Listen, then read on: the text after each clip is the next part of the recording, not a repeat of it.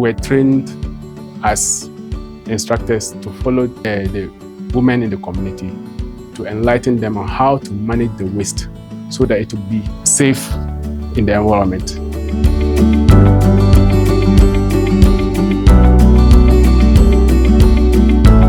The GreenGrowth Ghana Project, that is funded by EU delegation, is seriously working on getting women and youth the skills that would enable them engage in the green and circular economies.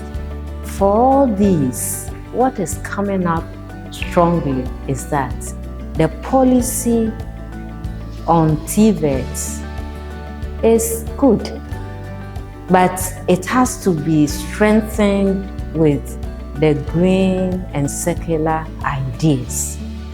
And it's also good for us also noting from all these policy makers and their presentations and ideas they share that attempts are being made to infuse in the traditional roles they have played as TVET institutions to make them better suited to provide the skills needed for the young people who pass through such institutions, so that they will be able to set up jobs for themselves that are green and are in the circular economies. And so our action in running around this concept of this team is to get the youth and the women to really understand the concept in a way that would sustainably, promote development, employment, and improve livelihoods in the communities where they are able to deploy these concepts or strategies. So that, for example, if somebody is weaving fugu or basket, the question is, after I have used my yarn, is there any other thing I can use the byproduct to do? In that case, you are talking about circular economy. Circular economy can help us also manage waste in our community.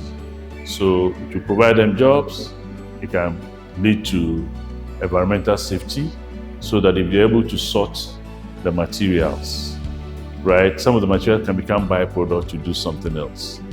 And then so in so doing, you're providing jobs, in so doing, you're providing material to be able to develop, to improve livelihood. And so all these things go in a circular way to ensure that the community and the society become sustainable without repeatedly affecting the environment. Because if you always have to go in for new raw material resources, you are depleting the various resources of the environment, and the generations unborn will come to suffer. So there's a need to push this idea into our younger ones, for them to catch the concept, to know that you don't always have to go for fresh raw material, but we should be able to make use of them, recycle them, reuse them, to ensure that we save our community.